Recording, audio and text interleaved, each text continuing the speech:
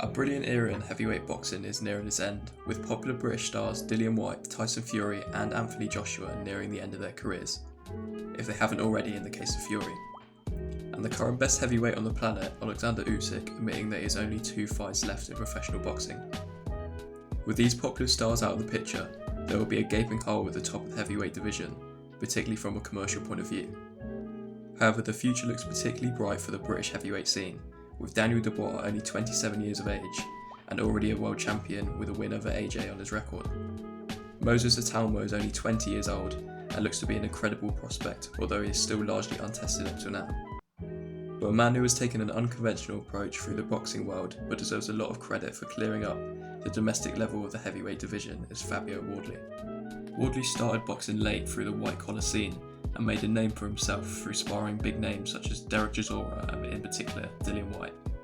Wardley became disillusioned with the business side of boxing as he struggled to land fights. However, it was upon a conversation with Whyte that Wardley was offered a management contract with the Brixton Man that would land him on the Body Snatchers' huge undercards on the Matchroom and Sky Sports shows. Naturally, this did wonders for Wardley's profile as he strung together a string of eye-catching KO victories. Wardley is and will be so popular not only because of his own devastating KO power, but also because he has vulnerabilities of his own, making his fights extremely entertaining to watch. This goes back all the way to his fight versus Eric Molina on the Whyte vs Povetkin 2 undercard in Gibraltar, where he was buzzed early but came back to stop the former world title challenger in round 5.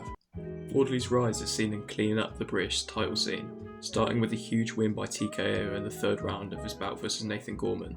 This propelled him into a huge domestic rivalry versus David Adelaide, who he absolutely dominated before stopping him in the 7th round in order to settle the argument in arguably a career best performance.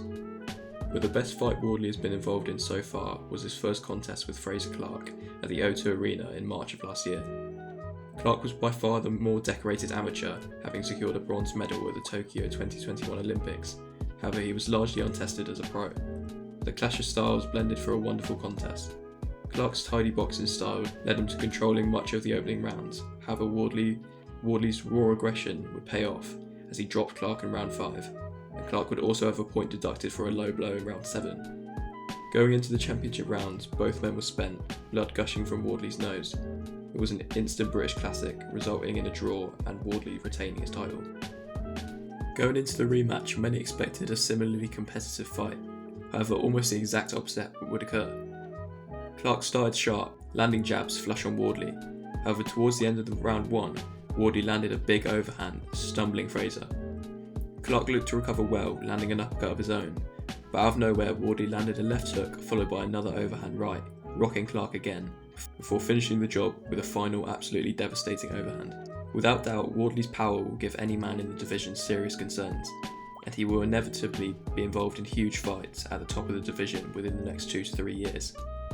Wardley's next test comes in the form of a homecoming to Portman Road, the stadium of his beloved Ipswich town. Originally he was to face Jarrell Big Baby Miller in what would have been a big fight commercially due to Miller's name being well known in the UK, albeit for the wrong reasons due to his failed drugs test in the build-up to his fight versus Anthony Joshua. However, with Miller pulling out due to injury, Wardley now arguably has a tougher test awaiting him in the form of the undefeated Australian Justis Huni. The 26-year-old boasts an undefeated 12-0 record with 7 KOs. Huni debuted against Fega Opoulou, who was 13-1-1 at the time, winning by TKO in the 7th round. 3 years later, Joseph Parker would also stop Opoulou. The other notable name on Huni's record is Kevin Lerena, who gave Daniel Dubois all sorts of problems early before he was stopped in the 3rd. So whilst Huni's record does not have the same depth as Wardley's, he will no doubt be dangerous as he possesses the unshakable confidence that comes with being an undefeated prospect. Providing Wardley comes through the fight, the future of the heavyweight division, particularly on the British side of things, will begin to look really interesting. As already mentioned, Moses Itauma is a prospect with an almost limitless ceiling, a big puncher with almost surgical precision and moves with devastating speed. However, he's yet to be truly tested through no fault of his own. At the other end of the rankings is Daniel Dubois. The 27-year-old IBF world champion has already been through trials and tribulations and has come through them a much better fighter. Now seasoned at world level with wins over Jarrell Miller, Filip Hrgović and Anthony Joshua, Dubois will almost certainly be the man in the immediate future once Usyk, Fury and Joshua step away. Wardley finds himself somewhere in between Itauma and Dubois in the sense that he's more tested than the former but less than the latter. He's a wildcard option to be the next man in the heavyweight division due to his late start in the sport and unconventional white-collar background. It's worth noting that both Itauma and Wardley are under the tutelage of Ben Davison, as is Anthony Joshua, so that fight is almost certainly off the cards, whilst that remains the case. However, either man will likely find themselves in line for a title shot at Dubois within the next few years. In the more short-term future, there are some great potential matchups with the Ring Magazine Top 10, where Wardley is currently ranked at 10. These include F.A. Jagber at 9, Mark Bacoli at 8, Zile Zhang at 7, and Filip Pergovic at 6. Any of these matchups would give Fabio credibility at world level and propel him towards earning a world title shot.